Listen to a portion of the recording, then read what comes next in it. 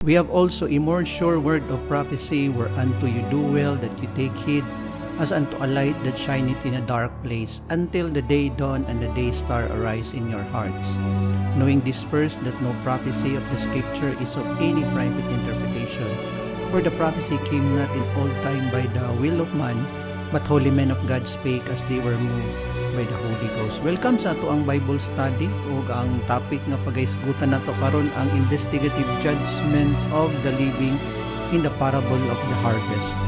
Ika-part 6 na pod nato ni siyang series of study regarding sa investigative judgment. Unya ang reference atong pagtuon karon kuhaon nato sa Bible ug Spirit of Prophecy, Isaiah 8:20 to the law and to the testimony. Para sa ato ang introduction, let us read sa gisulti diri. This study reveals that the wheat, the faithful, and the tares, the unfaithful, are commingled in the Seventh-day Adventist Church and will be separated before the second coming of our Lord and Savior in the clouds of glory. It also reveals who is going to do the separation, when it is going to be, and how it is going to take place. Mo gini siya nga to ang hisgutan ang harvest, kay ang harvest it is part ni siya sa study sa investigative judgment of the living. Kay kini siya mensahe man ni siya sa Revelation 18:1 nga kinahanglan jud nato mabal-an as Seventh-day Adventist kung unsa ni siya nga mensahe. Unya gisaysay na ni siya sa part 1 to part 5 ug miabot na ta karon sa part 6. Unya dako jud kayo kalabutan ang explanation sa harvest sa parable ni Jesus Christ regarding sa investigative judgment of the living. Dini saysayon nato kung kanus mahitabo ang harvest o kinsa ang magbahin sa trigo ug bunglayon o kanus ani siya mahitabo og unsaon man ni siya pagbahin. So mo ni siya ang punto sa atuang study aning topic nato karon nga gihisgutan nato. Tapos sa ato ang meditation, let us read sa Christ Object Lesson, page 17 and 18. Nagaingon din ni the scripture says, all these things spake Jesus unto the multitude in parables, that it might be fulfilled which was spoken by the prophet, saying, I will open my mouth in parables, I will utter things which have been kept secret from the foundation of the world. Matthew 13:34 and 35. Natural things were the medium of the spiritual. The things of nature and the life experience of his hearers were connected with the truths of the written word, leading thus from the natural to the spiritual kingdom. Christ's parables are links in the chain of truth that unites man with God and earth with heaven.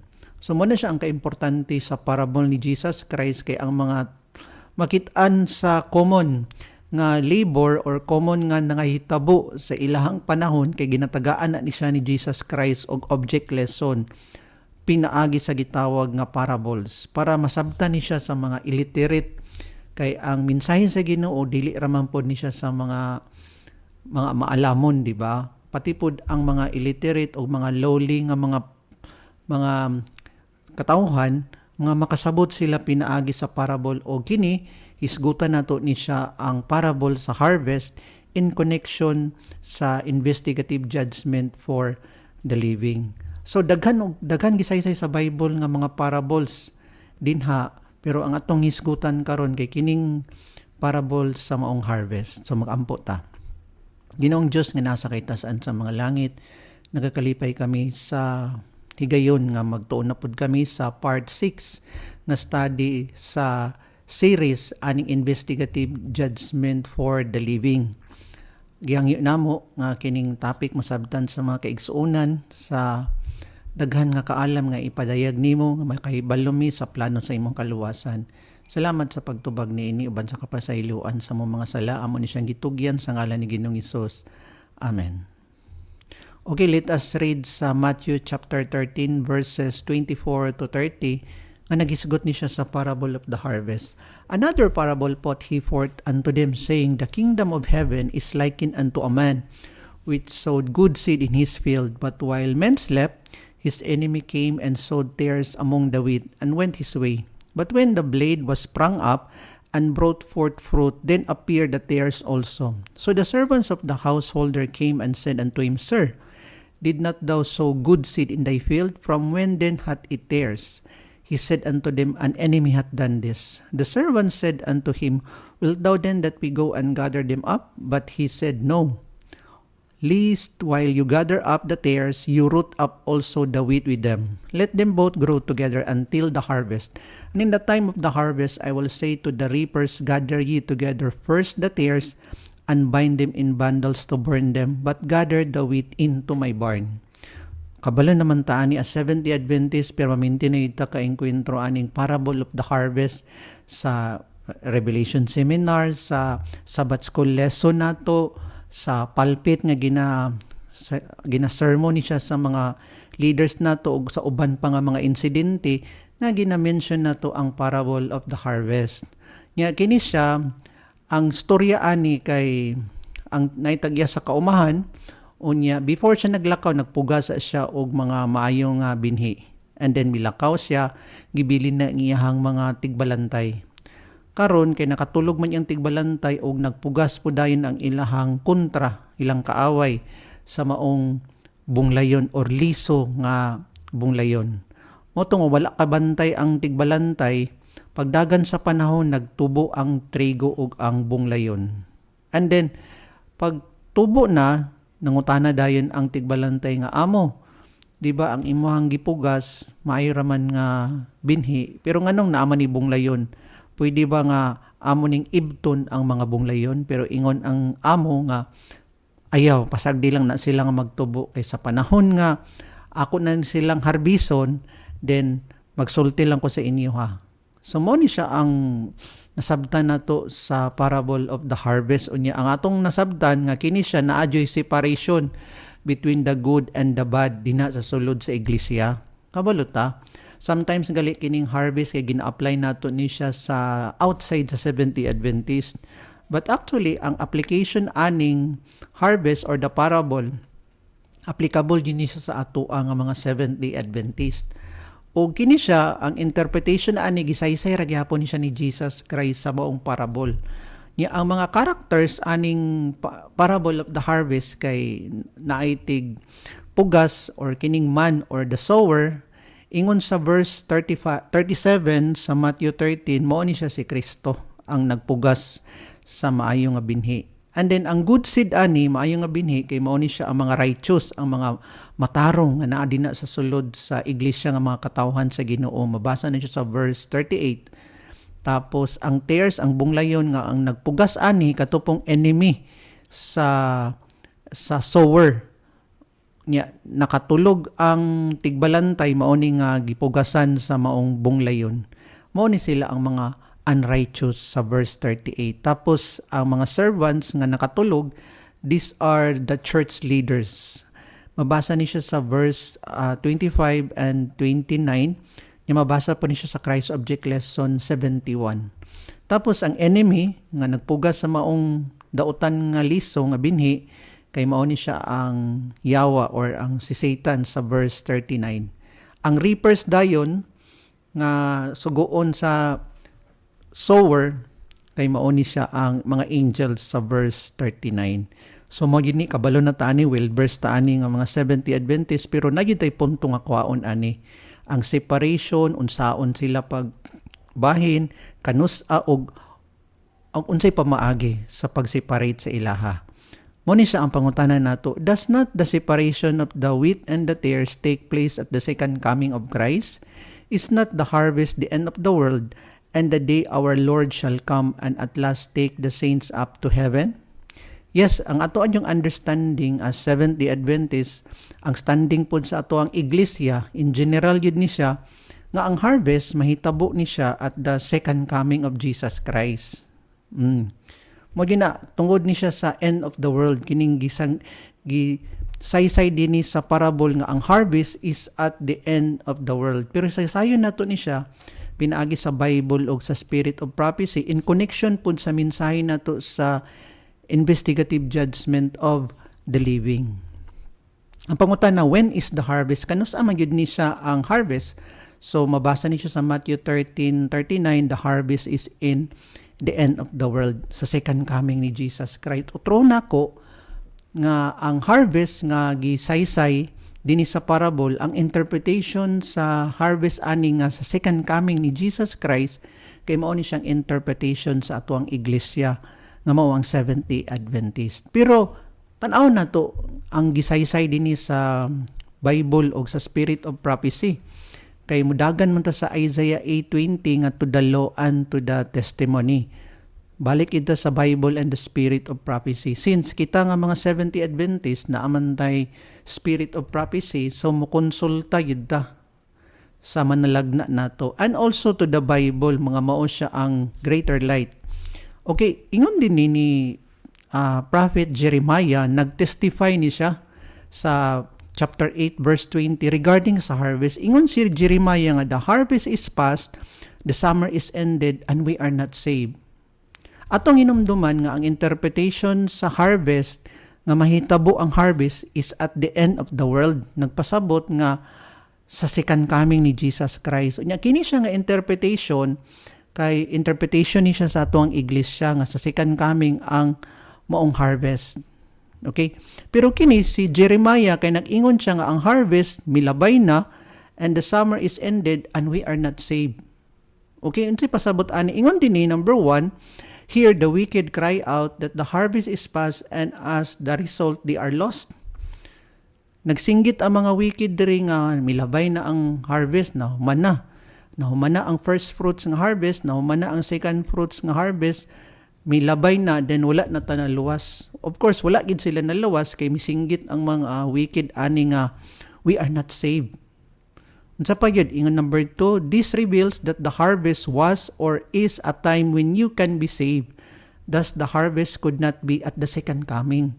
Kay kining harvest nagpasabot day sa harvest, it is a time when you can be saved. Di ba ingon diri nga na milabay na ang harvest and we are not saved. So sa ato pa sa giingon sa number 2 nga explanation nga ang harvest day DI is a time when people can be saved. Okay? Thus, the harvest could not be at the second coming. Dili pwede ang harvest sa second coming kay close na ang probation. In fact, nag-close galing ang probation kung magbase ta sa 7 last plagues since nasabtan nato nga duha man ka judgment sa sulod sa iglesia nga mao siya ang Ezekiel 9 og sa gawa sa iglesia nga mao siya ang 7 last plagues. Didto pa lang daan sa Ezekiel 9 na human na dito ang harvest sa first fruits. Unya ang first fruits nga harvest ingon ni John the Revelator mao ni si 144,000. So dili pwede nga ang harvest is at the second coming of Jesus Christ kay close na ang probation. Remember nga ang harvest is a time when people can be saved or will be saved. But here, ingon ni Jeremiah nga the harvest is past and the summer is ended and we are not saved. Number 3, thus the harvest will end when probation closes for all. Number 4, therefore the harvest is during probationary time when there is still a chance for the people to be saved. After probation closes, there will be no more opportunity for anyone to be saved. The destiny of all would have been decided, life or death.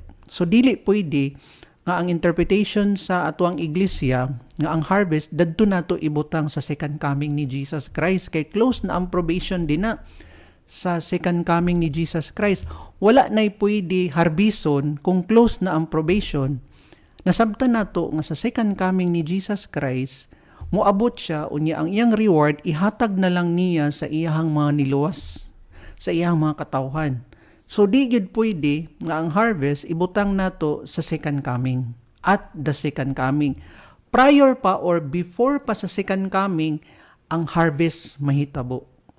Nya kini siya gipamatud-an na pod ni siya, nagtestify na pod ani ang another na pod nga prophet nga si Amos. Let us read sa chapter 8 verse 11 and 12. Behold, the days come, saith the Lord God, that I will send a famine in the land, not a famine of bread, nor a thirst for water, but of hearing the words of the Lord. And they shall wander from sea to sea, and from north even to the east. They shall run to and fro, to seek the word of the Lord, and shall not find it. Kini, gi-explain din ni sa Kang Amos kay siya man po ni nagtestify regarding sa harvest. Pareho gyapon kang Jeremiah, nagsulti gyapon sila nga the wicked here realized that they are hopeless. Wala na, close na ang probation. Humana ang harvest. Nya dili na sila makakaplag sa pulong sa Ginoo. Dili sila makakaplag not the literal nga food but the word of God. Hopeless na ang mga wicked diri.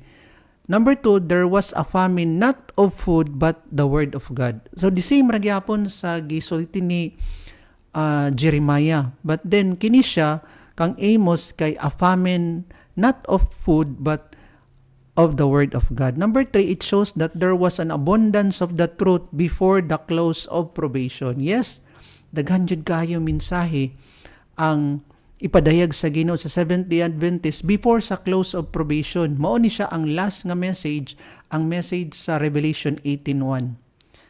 Kani siya nga message, last nga message para sa Seventh-day Adventist, ang mensahe sa Revelation 18:1, panahon ni siya sa probationary period. Para ni siya sa mga katawhan sa Ginoo, labi na ang 144,000, sila ang mudawat ani kay nag-compose ni sila sa gitawag nga first fruits nga harvest din sa sulod sa maong iglesia. Number 4, the fact that the wicked are trying to find the word shows that probation has closed and they are lost. Number 5, therefore now is our chance to feast on the word of God through the Bible and the spirit of prophecy. Here mga kaigsuunan, si Amos kay ang mga wicked din they are lost from hearing the words of the Lord. And they cannot find the word of God. Ang mga wicked ani kay nagsinggit nga wala na sila naluwas.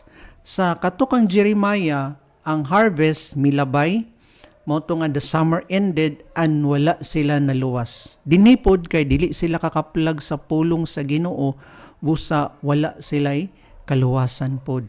We can conclude nga ang harvest is not at the second coming of Jesus Christ. We can conclude nga naata sa wheat and tare growing period. Naata sa panahon karon nga nagtubo ang trigo ug bunglayon sa sulod sa iglesia. Di ba unsay giingon sa parabol? Nangutana ang tigbalantay kung pwede ba nila ibton ang bunglayon. Pero ang command sa sower or sa nagpugas, ayaw. Let them both grow together until the harvest. So naata sa wheat and tare growing period. But moabot ang panahon nga makumpleto ang 144,000. Kaya ang 144,000, ingon ni John the Revelator, first fruits of the harvest ni sila. Kanus aman makumpleto ang 144,000 before sa Sandilo. So sa ato pa, magsugod ang harvest sa sulod sa Seventh-day Adventist sa 144,000 nga makumpleto sila. So mao ni siya ang harvest nga study nato. So karon kay naa pa man ta karon sa katapusang mga adlaw, we are in the latter times, in the latter days, in our present time karon, naata sa period karon sa harvest.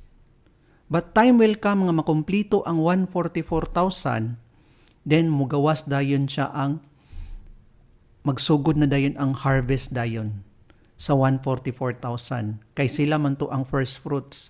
So karon naapay tsansa karon nga mupili ta kung dadto ba ta sa wheat or dadto ba ta sa tares. Kay probation, open pa man ang probation karon.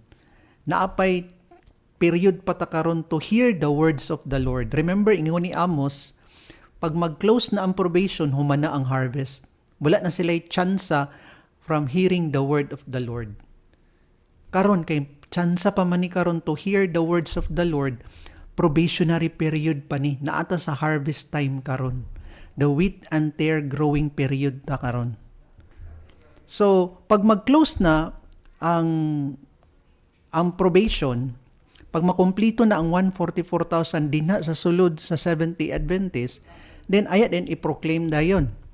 Labi na kung makumpleto na pod ang great multitude nga second harvest didto sa kalibutan, then ang may tabo sa Revelation 22:11, he that is unjust, let him be unjust still, and he which is filthy, let him be filthy still, and he that is righteous, let him be righteous still, and he that is holy, let him be holy still. Mao jud ni siya ang kalabasan nga pag mag-close na ang probation, i-proclaim na din sa Ginoo, ilabay na din niya ang censer na dayon. Kaya ang censer, kay mao ni siya ang prayers of the saints. Mao na siya ang pagkahuman na sa harvest. Pag makumplito na ang great multitude nga magather na. But first, before gali nga magather ang great multitude, kay gadiron siya sa Ginoo ang iyahang katawan sa sulod sa 70 Adventist nga mao ang 144,000. Then they are the first fruits. Then pag makumplito ang 144,000, i-proclaim na po dayon sa mga wicked sa sulod sa 70 Adventist nga wala na siliwan, nga wala na apil sa numero nga 144,000. He that is unjust, let him be unjust still, and he that is filthy, let him be filthy still. Mao na siyang i-proclaim sa mga wicked na dayon. So, nasabtan nato nga ang harvest is during probationary time, not at the second coming of Jesus Christ, kay close na ang probation ana. Okay, dari na punta. What is the meaning of the term end of the world? Kay ingon dadto sa Matthew 13:29, the harvest is the end of the world. So one would conclude kung basahon lang nato in surface nga ang end of the world kay okay, dinhigid ni siya sa second coming ni Jesus Christ, but no, dili gid ni siya sa second coming ni Jesus Christ kay gi-explain na siya ni Amos, gi-explain na po siya ni Jeremiah nga dili gid siya pwede. But the phrase is greatly misunderstood that we need now to clearly understand from the Bible and the spirit of prophecy what the term harvest means and what the term the end of the world means. Okay, dirita mo consider ta sa pananawon or sa sinulat ni Apostle Paul sa Hebrews chapter 9:24 paubos. Ingon siya diri sa end of the world, ato ning sabton kano sa maning end of the world. For Christ is not entered into the holy places made with hands, which are the figures of the true, but into heaven itself, now to appear in the presence of God for us, nor yet that he should offer himself often as the high priest entered into the holy place every year with blood of others.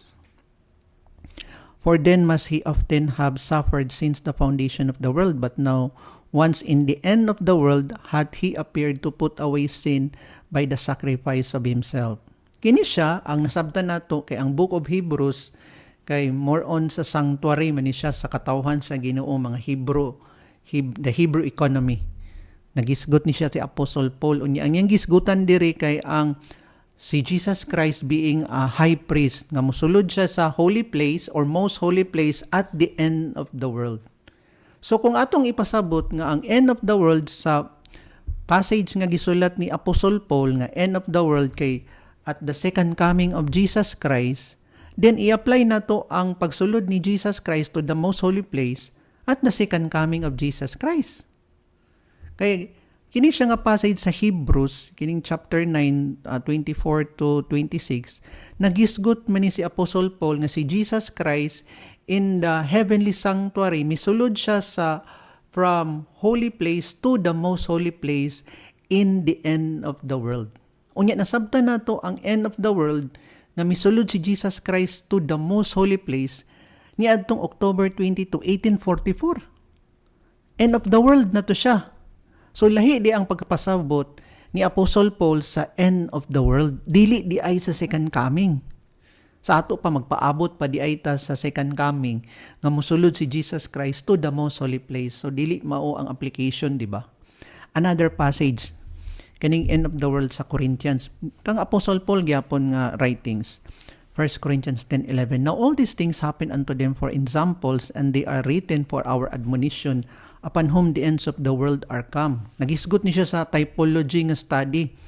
Ang typology, di ba nasabtan nato nga, it is an event or a thing that becomes a model or pattern of something or someone in the future. Typology ba? Type o anti-type. Gagamit ta ani. Nya kining ang katong nahitabo in the olden times, mahitabo pud siya sa ato ang panahon karon, di ba? Okay, example sa mensahe sa Judgment for the Living. In the olden times, when they were in the land of Egypt, ang commandment sa Ginoo sa ilaha nga mag-strike sila sa blood in their doorpost para ang destroying angel makakitaan ni din labyan lang sila. Moto ang redemption sa ilaha katong sign sa blood on their doorpost. Unsa man ang anti-type ato? ang katumanan ato. Ang katumanan sa panahon nato, di ba? Nga ang walay mark sa ilahang foreheads nga mga 70 Adventists will be slain by the angels. So typology na siya. Mo ni siyang mahitabo katong happen unto them for an examples. Nya, ang ends of the world din dili man pasabot nga dadto sa second coming ni Jesus Christ, nga tanan nga mga typology dadto pa matuman sa second coming ni Jesus Christ kining ends of the world. So di ba lahi di ang pagpasabot sa end of the world. Kaya ang end of the world means it is in the last days, it is the latter times or our time. Mao na siya ang pagpasabot sa end of the world. So pag ingon gali nga ang harvest is at the end of the world, ang synonyms ana is ang harvest is in the last days. The harvest is in the latter time. The harvest is in our time karon. Nanata karon sa period sa harvest, duol na. Kung i-consider na to ang tuig. Ang tuig na ay 12 ka bulan sa isa ka tuig from January to December. Ang end of the world ani, kung i-consider na to ang study na to karon sa end of the world, sa harvest. So, ang end of the world ani kay latter times man siya, last days man siya, or in our time, ang end of the world sa tuig, that would be December. Kay katapusan man siya nga bulan sa tuig. Di na po siya pwede sa January, kay another year naman to siya.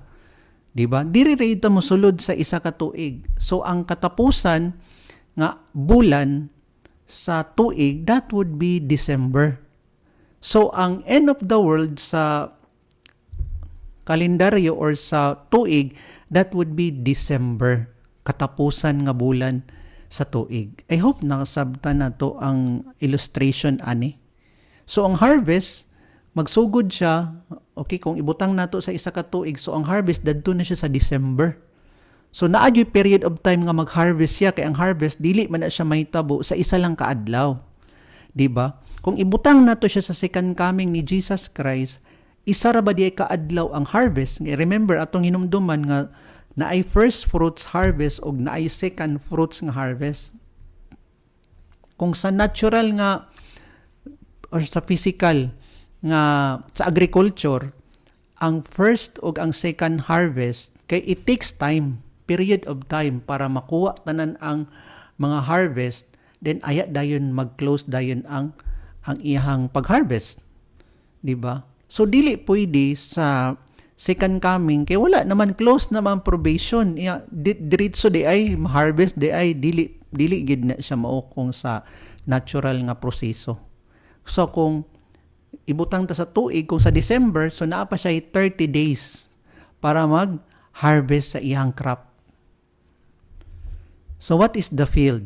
Kaya diba sa parable, naaman to'y field. Then naapoy wheat and tares nga naa sa field. Okay, atong saysayon. So the field, Christ said, is the world. Ang field, ang kaumahan, kay mauni siya ang kalibutan. Pero, but we must understand this as signifying the Church of Christ in the world. Ang field di ay kay mauni siya ang iglesia sa Ginoo. Nga naa dinigip, nagpugas ang Ginoo sa trigo, nagpugas pod ang kaaway sa bunglayon. Ato i-continue the parable. By the way, mabasa niyo sa Christ Object Lesson 70 and 71. The parable is a description of that which pertains to the kingdom of God, His work of salvation of men, and this work is accomplished through the church. Ang iglesia yun sa Ginoo, di ba, kay soul saving agency yun siya. Kung sa parable pod nga laborers, kay dinipod ng hire ang Ginoo sa mga trabahante, ang marketplace, mao siyang iglesia sa Ginoo. Sa lain na po natong study. But if you're interested sa parable sa Matthew 20, naragya po na siya sa online, gipost na to. Kung gusto mo og review anang study. So, ang field din kay mao siya ang iglesia sa Ginoo. Nga kining iglesia sa Ginoo, the soul saving agency sa kalibutan, mao ni siya ang vessel para mahatod ta sa Ginoo dito sa port. Okay? Through the Holy Spirit has gone out into all the world everywhere. It is moving upon the hearts of men. But it is the church that we are to grow and ripen for the garner of God. He that sowed the good seed is the Son of Man. The good seed are the children of the kingdom, but the tares are the children of the wicked one. Okay, naklaro na nato. nga ang good seed kay mo ni siyang gipugas sa ato pa, gipugas sa Ginoo, nagpasulod ang Ginoo sa mga converted nga mga Seventh Day Adventists. Out of 23 million karon, nagsugod pa sa 1844, di ba? Ang movement sa Seventh Day Adventists miabot na tag 23 million. Og nagpugas ang Ginoo og maayo nga binhi dina sa sulod sa Seventh Day Adventists. Hangtod nga nakasulod ta karon kay buhi man ta. Okay? 23 million nagpasulod ang Ginoo. Pero wala ta kay balo kung pila pod ka kadaghanon ang gipasulod sa Ginoo or gipugas sa Ginoo nga maayo nga binhi kay naa man poy bunglayon. Di ba? But the tares are the children of the wicked one. Nagpasulod pod og bunglayon ang yawa. Okay, karon at present kay since ang prophecy is the foundation of our faith as Seventh-day Adventists nga giingon din na sa evangelism. Kay ang propesiya nagtagna man sa ato ang 144,000 the first fruits harvest sa sulod sa Seventh-day Adventist. Considering today at present 23 million tapos 144,000 lang ang nasiliyuhan nga first fruits harvest, gamay ri gyud porsyento ang gipasulod sa Ginoo nga trigo sa sulod sa Seventh-day Adventist. The rest ana mga bunglayon nga gipasulod sa yawa base sa parable. Let us continue. The good seed represents those who are born of the word of God, the truth. The tares represent a class who are the fruit of or embodiment of error or false principles. The enemy that sowed them is the devil, neither God nor his angels ever sowed a seed that would produce a tare. The tares are always sown by Satan, the enemy of God and man. Muna siyang whether we like it or not, sa sulod sa iglesia, nagsagol yun din na ang trigo ug bunglayon. O kabalo pod ko, nga kabalo mo, nga daghan yun pod mga bunglayon sa sulod sa iglesia. The way we eat, the way we dress, the way we think, the way we speak, kay wala na joy kalainan sa kalibutan. Dili na ko magsaysay sa mga abominations or ang condition sa Seventh-day Adventist, kay gisaysay na nako na siya sa previous na to nga series of studies. Miabot na gud ta karon sa part 6. Kabalo na gid ta sa condition sa Seventh-day Adventist. Unya, considering nga balikon nako 23 million tapos 144,000 lang, gamay ra gid kayo ang napasulod sa Ginoo sa iyang iglesia nga mga trigo. The rest ana kay gipasulod gid sa bunglayon, pasulod ang yawa gid sa bunglayon. Kung sige tagpasulod og mga magparticipate sa gitawag nga evangelism karon, do you think that nagbuhat sa buluhaton sa Ginoo kanang sige tagpasulod og convert sa ato ang evangelism sa mga seminar nato nga ginabuhat? Nay passage sa Spirit of Prophecy nga the Lord does not now work to bring many souls into the truth because of the church members who have never been converted. Naapoy ginapasulod sa Ginoo pero naapod siya wala ginapasulod sa Seventh-day Adventist. Kay unsa galing tong rason? Kay kung pasudlon sila sa Ginoo, matakdan sila sa mga bunglayon. Labi na sa health reform, kay gi-mention dito ang health reform, kaning vegetarianism. Kung makasulod siya, kung pasudlon siya sa Ginoo, then almost sa church dili vegetarian, matakdan gid siya sa dili pud pagka-vegetarian. That's the reality sa sulod sa itong iglesia. Mo nang mga bunglayon nga nakasulod sa ato. Daghan gid kaayo considering mo nang ang execution sa Ezekiel 9, ingon pa si Ezekiel ba nga, Lord, wilt thou destroy all the residue of Israel in thy pouring out of thy fury upon them? Ingon din ang Ginoo, the iniquity of the house of Israel and Judah is exceeding great. Grabe kayo ang mga bunglayon, daghan kay sa sulod sa iglesia, naglapas-lapas sa balaod sa Ginoo. Wala nag-participate sa revival and reformation, gitamak-tamakan ang minsay sa Revelation 18:1. Inoon, iya man ta og kaluwasan, we are to face the Lord in the bar of judgment individually. We are not saved in groups. Dili ta luwason sa Ginoo by grupo, by family, by tribe, no. Individual yun ta manubag sa Ginoo. Tanan ta mga Seventh-day Adventist, kinipod nga minsay wala ni nagtudlo nga mogawas ta sa iglesia. Wala ni nagtudlo nga mogawas ta sa iglesia. ang mga believer ani nga mensahe nara sa sulod sa Seventh-day Adventist. Ga-observe ni sila, gasay-an cry ni sila sa mga abomination nga sa sulod sa iglesia. Many of them gina-accuse ni sila nga mga unsaman, mga offshoot daw sa sulod sa iglesia. Pailob lang pod ni sila. Kay kabalo naman sila sa tagna nga mao jud na ang kapalaran sa mga katawhan sa Ginoo nga nagdawat sa maong kamatuoran. Down through the ages, they have been tested and tried sa mga kauban ragyapo nila sa sulod sa iglesia. So mao ni siyang sulod sa Seventh-day Adventist, the wheat and the tares. Ingon pa si Ellen White sa Testimonies to Ministers, page 46. While the Lord brings into the church those who are truly converted, Satan at the same time brings persons who are not converted into its fellowship. While Christ is sowing the good seed, Satan is sowing the tares. There are two opposing influences continually exerted on the members of the church. One influence is working for the purification of the church, and the other for the corrupting of the people of God. Yes, we are in the period sa wheat and tare growing period. Nara sa ato ang pagpili kung didto ba ta sa side sa tares or didto ba ta sa side sa wheat. Kung didto ta sa side sa wheat, then mudawat yun ta or investigahon yun nato ni nga mensahe, kining mensahe sa Revelation 18:1. Ang doubt, yes, gi-allow na siya sa Ginoo ang doubt sa atoa. Naa jud na ang doubt, nature jud na sa tao nga mag-doubt. Gi-allow sa Ginoo kay maghatag ang Ginoo evidences after evidences after evidences kung kini ba yun siya nga mensahe sa iyaha ba yun or dili.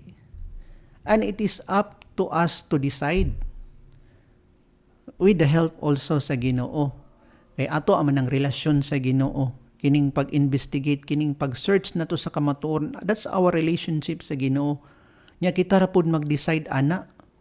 Kay ang decision nato will matter sa destiny nato kung didto ba ta sa wheat or didto ba ta sa tares. Yes, ingon din nga nagpasulod ang yawa sa maong bunglayon. Ang ila pa yung buhat dari kay to corrupt the people of God. While kining mga trigo, they are working for the purification of the church. Ang mensahe na to, gikan pa sa part 1, yabot na tag part 6 karon. It's about the purification sa church, the revival and reformation. Ang kining mensahe sa investigative judgment of the living. Mao ni siyang kinanglanon nato karon, mao ni siya ang present truth sa sulod sa Seventh-day Adventist, pero wala ginadawat sa ato ang kadagkuan sa mga leaders. Wala ni siya gidawat. Kay dili man popular nga message. Di ni siya popular nga message. Pagdawaton nimo ni siya nga message, kay dako ang imuhang agian nga pagsulay. Masulayan ka sa imong pamilya, masulayan ka sa mga relatives nimo, sa mga friends nimo. And then sa mga kauban nimo din sa sulod sa iglesia, masulayan pug ka. Kung ma-emotional ta, niya pilion nato ang ato ang emotion kaysa kamatuoran, kaysa prinsipyo, then kabalo gid ta na asa ta padulong. It is our decision, it is our choice. Dili makaluwas ang imong parents sa decision nimo. Ikaw ra gyud makaluwas sa imong kaugalingon, pinaagi ra pud na siya sa imong connection and relationship sa Ginoo. Yes, we are in the wheat and tare growing period, but time will soon come. Kano sa gali magsugod ang harvest as soon as the 144,000 will be completed. Wala pa karon nakumpleto ang 144,000 kay panahon pa ta karon nga panilyo ang manulunda karon nga katong nagsayan cry sa sulod sa Seventh-day Adventist. Yes, gitawag ta sa Ginoo ani nga mensahe para mapahibalo ang mga kaigsuonan nato nga naa di ay paghukom nga moabot sa Seventh-day Adventist sa dili pa moabot ang sandilo or mark of the beast. Kini nga prophecy nga gi-explain nato, ginawali nato sa pulpito, sa mga seminars, di ay sa dili pa di moabot ang sandilo or mark of the beast, putlion di ay sa Ginoo ang iyang iglesia pinaagi sa Ezekiel 9 or the prophecy of Ezekiel 9. Kay dini magsugod ang harvest sa first fruits pag makumplito na sila.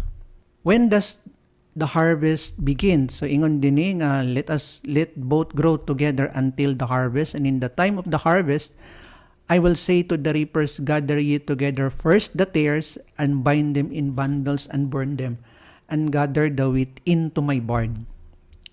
Ang pamaagi ani kay bugkuson una ang mga bunglayon.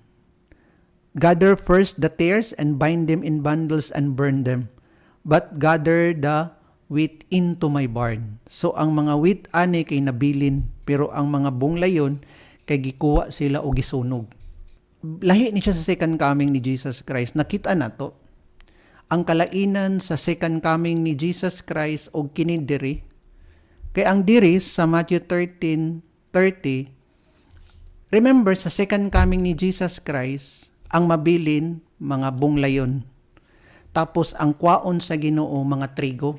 Kay magbakasyon man sila dito sa langit for 1,000 years. O tron ako. Sa second coming ni Jesus Christ, ang mabilin ang mga wicked. Tapos, kwaon sa Ginoo ang mga trigo, magbakasyon sila dito sa langit for 1,000 years. Pero dini, opposite. Ang nabilin, ang gikuha sa Ginoo, ang mga bunglayon o gisunog. Ang nabilin, ang unsaman, ang trigo.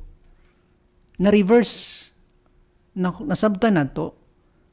So, lahi ni siya nga incidente nga harvest. Kaya sa second coming ni Jesus Christ, gikuha niya ang trigo. But here, sa harvest nga gisaysay nato, gikuha dini ang mga bunglayon o gisunog sila. Naay kalainan sa duha. So, who is going to do the separation?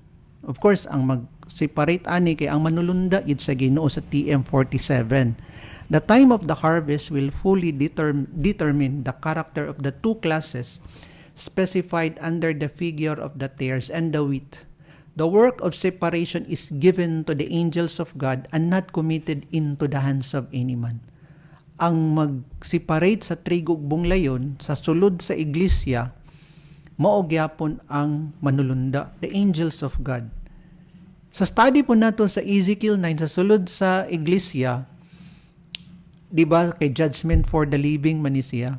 Pag naog ni Jesus dire, ang isa ani tigpatik nga manulunda sa sulod sa iglesia. Unya ang lima mao to ang magdo the slaying. Mag-separate. 5 gyapon ka manulunda gyapon ang gi-mention dinhi sa TM47, manulunda po ang gi-mention sa Bible. Sa study po nato sa Ezekiel 9, manulunda gyapon ang mubahin sa trigo ug bunglayon sa sulod sa iglesia. The work of separation is given to the angels of God and not committed into the hands of any man. Okay, na po tayo comparison. Let us compare sa Matthew 13:40-41 and Matthew 24:30-31. Ang angels gyapoy gi-mention diri. So let us read 40 paubos. As therefore the tares are gathered and burned in the fire, so shall it be in the end of this world. The Son of Man shall send forth his angels, and they shall gather out of his kingdom all things that offend, and them which do iniquity. Son of Man, tapos nag-mention gyapon sa mga angels, his angels that will gather out of his kingdom. Kaya gi-mention man nato nga who will do the separation. So diri pud sa Matthew 24, and then shall, verse 30 paubos, and then shall appear the sign of the Son of Man in heaven, and then shall all the tribes of the earth mourn, and they shall see the Son of Man coming in the clouds of heaven with power and great glory. And he shall send his angels with a great sound of a trumpet, and they shall gather together his elect from the four winds, from one end of heaven to the other. Okay, muna gid ni siya sa Matthew 20. The same ra gyapon angels sa Matthew 13, Matthew 24, angels gyapon magduda separation. So nasabtan nato sa study nato nga the harvest is in two phases. The first fruits are the first ripened grain to be harvested. The first fruits of the harvest are gathered after the tares are removed. Mo ni siya ang first fruits harvest. Kay duha man siya ka phase. Nagisgot dinhi ang 144,000 kay gitawag man ni sila first fruits of the harvest. Sa sulod ni siya sa iglesia sa Seventh-day Adventist. Moni nga dili jud pwede sa second coming ang harvest sa Ginoo. Sa second coming kay mo man na siya ang interpretation, ang understanding sa kadaghanan labi na sa atong iglesia, sa mga pangulo, sa mga leaders sa ato ang church.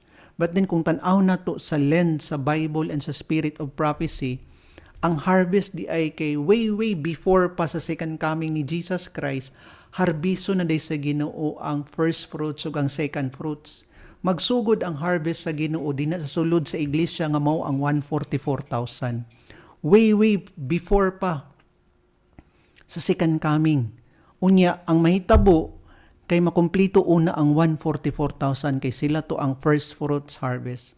Kung naay first fruits, obviously naapoy second fruits ng harvest. And who are they? They are the great multitude sa Revelation 7:9. Ingon dinhi, then the sickle can be put to the grain and the rest of the harvest takes place. Mao bitaw nga ang harvest takes a period of time or a series of days time para ma-harvest niya ang crop. Mao bitaw to nga kung sa katapusan siya sa tuig, if December o kung sa December siya ang last nga bulan sa tuig, it takes a period of time para ma-harvest niya ang iyang crop. Mao to nga naay first fruits, naapoy second fruits. Kay ang 1 month mo na siya ang period sa pag-harvest because it takes a series of days or time para ma-harvest niya ang first o ang second fruits. Dili pwede sa second coming ni Jesus Christ kay isa ra siya kaadlaw. Ma-harvest ba day nimo ang first o second fruit sa isa ra kaadlaw? Dili, di ba? Mao na nga sa study na to, unahon jud pag-harvest sa Ginoo ang first fruits nga mao si 144,000. Pag humanda yun, mag-loud cry dayon ang 144,000. Mag-loud cry sila kay first fruits man sila. Gadiron po day nila ang great multitude, which no man could number. And they are the second fruits of the harvest. And it takes a period of time para mag-gather po ang great multitude. So that's the harvest. Okay, mabasa niyo sa Proverbs 3, 9, and 10. Kung mangutanan ta nga naabay pamaagi sa ilaha sa una, nga naa sila na first fruits of the harvest nga na-mention, of course naa. Proverbs 3, 9, and 10, the Israelites were instructed to bring to the Lord the first fruits of all their increase. Honor the Lord with all thy substance, and with the first fruits of all thine increase, so shall thy barns be filled with plenty, and thy presses shall burst out with new wine. Sa ceremonial po nato nga study, naa yun ay first ug second fruits. Lahi po na siya nga study. But if you are interested sa ceremonial nga harvest nga study, pwede mo mapadadaan og balasahon ani. Free siya without any obligation. I-send lang ang inyong name ug address kay padadaan mo. Mao ni siya nga, and they sing a new song before the throne. Sa great controversy man ni siya ang first fruits harvest sa ato apod. Before the throne, a song which no man can learn save the 144,000. It is the song of Moses and the Lamb. A song of deliverance. None but the 144,000 can learn that song, for it is the song of their experience. An experience such as no other company have ever had. These are they which follow the Lamb whithersoever he goeth. These having been translated from the earth, from among the living, are counted as the first fruits unto God and to the Lamb. Revelation 15, 2 and 3, 14, 1 to 5, Great Controversy 6, 4, 8 and 6, 4, 9. So you see, gisaysay sa Great Controversy sa Bible nga first fruits harvest si 144,000. Unya, how about ang second fruits harvest? Naani siya sa Revelation 7:9. Nga nakitaan pod ni John the Revelator a great multitude which no man could number. And after this I behold a great multitude which no man could number, of all nation, kindred, tongues, and people stood before the throne and before the Lamb, clothed with white robes and palms in their hands. Gi-explain na nako ni siya sa series of studies nato. I-review lang niyo, tan-awa lang ninyo dito sa previous natong study. Gi-explain na nako ang 144,000 ug ang great multitude. Unsay kalainan sa ilahang duwa. Kay dinhi po day sa harvest magka-connect pod siya, wala jud na siya contradiction. So, 2 reapings. How about ani na day 2 reapings? Of course, kay na may duha ka harvest, napoy duha ka reapings. Kinsa may nag-reap sa first ug second fruits, mabal-an ni siya diri sa study nato sa 2 reapings. Okay, let us read sa Revelation 14:14 to 16. And I looked, and behold, a white cloud. And upon the cloud one sat like unto a son of man, having on his head a golden crown, and in his hand a sharp sickle. And another angel, ang first nga gimension din kay the Son of Man, si Jesus, kung tanawon pod niya nato sa drawing, sa PowerPoint nato, sa slide rather, kay naa din na ang gimension kung kinsa ang nag-reap, the Son of Man and the angel. Ingon diri nga, and another angel came out of the temple, crying with a loud voice to him that sat on the cloud, thrust in thy sickle and reap, for the time is come for thee to reap, for the harvest of the earth is ripe. And he that sat on the cloud thrust in his sickle on the earth, and the earth was reaped.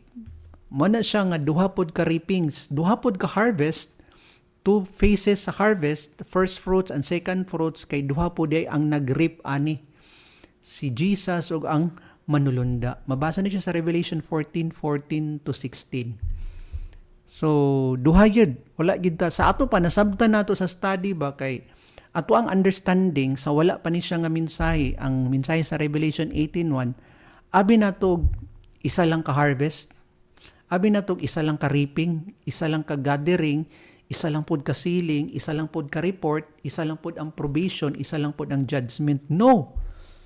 Nasabtan nato nga duha di ay sila. Duha ang harvest, the first and the second fruits, duha pod ang reapings. Motong gi-mention ganina nga si Jesus ug ang manulunda, do the reapings. Duha pod ka gatherings, the 144,000 and the great multitude. Duha pod ka sealing, na siliuhan nga nadungog ni John the Revelator, 144,000, ug sa Revelation 7:9 nakita niya ang great multitude.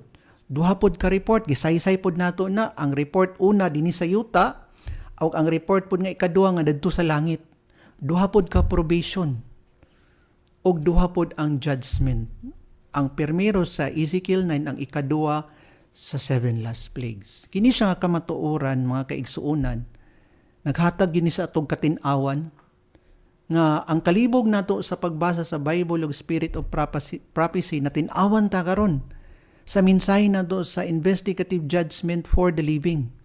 Nga tagduha di ay duha day nga ang wala kayo na saysay sa ato ang propeta nga si Ellen White, actually nasaysay na siya sa Spirit of Prophecy, pero gipatin-aw karon sa study nato sa Revelation 18:1 nga walay contradiction. Kung magiskutag duha ka harvest, gisaysay ba sa Bible ug Spirit of Prophecy? Yes. 2 reapings, gipangsaysay ni tanan. 2 gatherings, 2 sealing reports, 2 reports, 2 probations, and 2 judgments. Tin-aw ni siya, mga kaigsuunan, sa nasabtan nato pinaagi sa Bible and Spirit of Prophecy nga wala jay contradictions jud. Nga duha ka buok ang siliuhan, duha ka buok ang harbison sa Ginoo, one from the church and one pod from the world. Muna siya sa study nato. Ung nagsugod pa ta sa part 1 hangtod karon sa part 6, mao gyapon consistent gyapon nga duha gyud ka grupo ang kwaon sa Ginoo sa sulod o gawa sa iyang iglesia. Before manggod, nasabtan nato abi natog isa lang tanan, di ba? Even sa mga pastors, even sa mga leaders sa sulod sa iglesia, ginasaysay nila nga isa lang. Pero kung isaysay nila nga isa lang, naay mga pangutanan nato nga mabasa pod sa uban sa mga sinulat sa Spirit of Prophecy nga maghatag siya kalibog kung isa lang ang ato ang barugan. Pero kung duha galing ato ang barugan nga duha ka buk grupo ang Ginoo nga siliuhan, duha pod ka buk ang probation, duha pod ka buk ang paghukom, then wala joy contradiction sa tanan. Kay naaman makit-an sa Bible ug sa Spirit of Prophecy. Praise the Lord, kay gi-reveal ni siya sa ato ang mga kaigsunan, not through the flesh and blood, but from the Holy Spirit nga gipadayag ni siya sa ato karon. Okay, let us read sa Testimonies, Volume 9, page 97. Oh, that the people might know the time of their visitation. There are many who have not yet heard the testing truth for this time. There are many with whom the Spirit of God is striving. The time of God's destructive judgment is the time of mercy for those who have had no opportunity to learn what is truth. Naaday grupo, base sa Testimonies Volume 9, that the judgment of God is the time of mercy for those who have had no opportunity to learn what is truth. While ang Ginoo naghukom siya, naa po day pikas pod nga grupo nga ang paghukom sa Ginoo sa pikas naghatag pod siya kaluoy didto sa uban nga wala sila opportunity to learn what is truth. Di ba nakuha nato sa study nato nga duha ka mga judgment, duha ka reapings, duha ka harvest. Let us continue. Tenderly will the Lord look upon them. His heart of mercy is touched. His hand is still stretched out to save. While the door is closed to those who have not entered. So, mo ni siyang giingon din eh. Nasabtan na to nga ang una yun nga mahitabo sa paghukom kaysa sulod sa iglesia. Mo ni siya ang sa Seventh-day Adventist. 1 Peter 4:17, judgment begins at the house of God. While naghukom ang Ginoo sa sulod sa Seventh-day Adventist, ang iya po ding mercy po, nag-extend po dadto po sa great multitude. Sila gid unahon yun paghukom sa Ginoo ang Seventh-day Adventist. Kikita man ang katawhan sa Ginoo. We have depository sa kamatuoran. We have this greater light. Then, kita gid unang hukman sa Ginoo. Diba? The greater light, the greater pod ang condemnation pod nato. Nya, musunod na po dayon, kay dadto na po dayon sa great multitude. So, kini nga passage, nagpamatuod ni siya nga duha gid ang grupo sa Ginoo sa sulod ug sa gawa sa iyang iglesia. So, let us summarize sa study nato. Ingon din nga, the time is surely coming when the faithful and the unfaithful ones in the church must undergo separation. Yes, that's true. Muagi ito sa gitawag nga separation sa wheat and tares. Then the Lord can garner in His sheaves into His barn, the purified church. We may or may not be there. That is really our choice. Ato yun siyang choice. The Lord is giving us warning after warning on what to do so that we might be spared and be counted as part of the wheat in His barn. Mao gyud na siya ang ampo nato nga kita tanan nakadungog ani nga mensahe. Iampo nato ni siya sa Ginoo kay di man nato ni masabtan kung dili gid tagiyahan sa Ginoo. As ye the Lord reign in the time of the latter rain. Pangayoon jud nato sa Ginoo para para tagaan ta sa Ginoo giya kaalam nga masabtan nato ang iyang mensahe. Kay kini siya mga kaigsuonan mo ni siya ang mensahe nga maghatag og power and force sa third angel's message. Nga ang nasabtan nato sa una mas natin-awan ta karon. Nga ang explanation nga ang harvest is at the second coming of Jesus Christ dili di ay mao. Kaya ang harvest di ay before pa sa second coming ni Jesus Christ. In fact, before pa sa 7 last plagues. Kay pag magsugod na ang judgment sa Ginoo, nagpasabot, close na ang probation. Remember nga, ang harvest is a time of probationary period. Is a time when people can be saved or will be saved. Probationary period na siya ang harvest. Pero kung ibutang nato sa second coming ni Jesus Christ, di gid siya mo fit sa mga description, sa mga passages nga naa sa Bible ug spirit of prophecy, magka-contradict gid siya. I hope nga nasabtan ni siya nga sa mga kaigsuonan nato nga nagtuon ani ang investigative judgment for the dead. Ang investigative judgment for the living. Ang investigative judgment for the dead, mo man ni siyang gidala sa third angel's message. Mo ni siyang ministration ni Jesus Christ dito sa most holy place in the heavenly sanctuary. Kung nagsubay mo sa part 1 nga series of study nato, nakaabot na diri sa part 6, wala na nato gi-explain ang investigative judgment for the dead. Kay gi-explain man na siya sa atuang iglesia. Kaning ministration ni Jesus Christ in the heavenly sanctuary. Ang bookwork nga nahitabo dito sa taas. But kini siya nga mensahe kay ang investigative judgment for the living sa mga buhi, kay buhi pa man ta karon. Kung nakabalo ta sa mensahe, actually napamanta sa investigative judgment for the dead karon. Kay kung kinsa may mamatay sa atoa, ang ngalan niya musaka gyud na siya sa langit. Pinaagi sa bookwork. Unsa galing tong mga libro dito gisaysay siya sa Great Controversy, ang Book of Life, Book of Records, o Book of the things that you have done and things that you have not done good. Ito na siya dito sa taas. I-consider sa Ginoo, gitimbang niya. Unsa gali tong purpose? Ang purpose kung kinsa to ang mahimong kandidato nga mga resurrected, katong ma-resurrect kay judgment for the dead man siya, katong ma-resurrect at the second coming of Jesus Christ. Kaya ang teaching nato sa Seventh-day Adventist, sa second coming ni Jesus Christ, ang i-resurrect niya kay katurang mga righteous dead down through the ages. Separate man to ang wicked nga i-resurrect down through the ages kay after 1,000 years pa man to. So ang manulunda karon, they are excited sa investigative judgment sa dead. Katong gipangbantayan nila nga mga tao down through the ages nga nangamatay, nga mga righteous, eager kay sila nga makabalo kung kato ba siya ilang gibantayan kay maluwas ba to or dili. So moto siya ang part sa investigative judgment for the dead.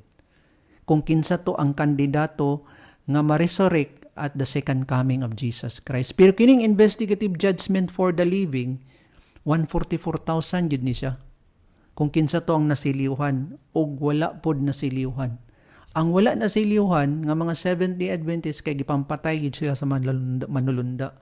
Mao ni siya ang warning message. A message of preparation para sa mga kaigsuonan nato nga mga Seventh-day Adventists nga nasa sulod sa iglesia.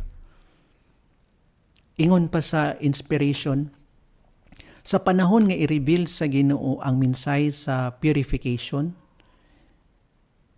giprophesy sa Ginoo nga there will be God's many and Lord's many and every wind of doctrine will be blowing. Mabasa na siya sa volume 5 page 80. Mao nga karon daghan jud nang gawas nga mga grupo ron or mga independent ministry within sa Seventh-day Adventist. Each and every one sa mga grupo sa independent ministries naagid na sila yung mga mensahe nga gipangdala. Yes, but if you will take time to study sa ilang mga doctrine, wala gid na sila nagdala sa mensahe sa investigative judgment sa living. Yes, pwede man sila moingon nga nagdala pod sila sa mensahe sa Revelation 18:1. But take a look at their study kung naghatag ba ni siyag mensahe sa Ezekiel 9 kining investigative judgment for the living. Kini ra gid siya nga grupo mo'y nagproclaim sa mensahe sa investigative judgment for the living. Unsa man dili ta mogawas sa iglesia. Ang iglesia nga Seventh-day Adventist, yes, mao siyang iglesia sa Ginoo. Mugawas ba ta? No. Kani nga mensahe wala nagtudlo nga mugawas sa iglesia. Nagtudlo ta nga mosimba sa sulod sa iglesia. Gitudloan ta nga mag-revival and reformation sa sulod sa iglesia. Gitudloan ta nga ang kaluwasan kay individual sa sulod sa iglesia. We are not saved in groups, but individually we will what? Face the Lord sa judgment. Nya kining judgment sa Ezekiel 9, iyagitag paningkamot kung masiliuhan batag dili. Since we are in the wheat and the tare growing period, nata karon sa panahon sa pagpili kung dito ba ta sa trigo o dito ta sa bunga. O dinhi na human ang atong pagtuon. Salamat ug ang Dios magapanalangin sa ato ang tanan. Kampo ta Ginoong Dios nga nasa kaitasan sa mga langit. Salamat kay sa panahon nga nakaabot na pod mi sa part 6 sa study namo sa series of study regarding sa investigative judgment of the living. Salamat sa pagiya sa kaalam nga gipadayag nimo sa amo sa mensahe sa plano sa kaluwasan. Salamat pod sa pagpasaylo sa among mga sala. Amo ni siyang gitugyan, gipasalamatan sa ngalan ni Ginoong Hesus. Amen.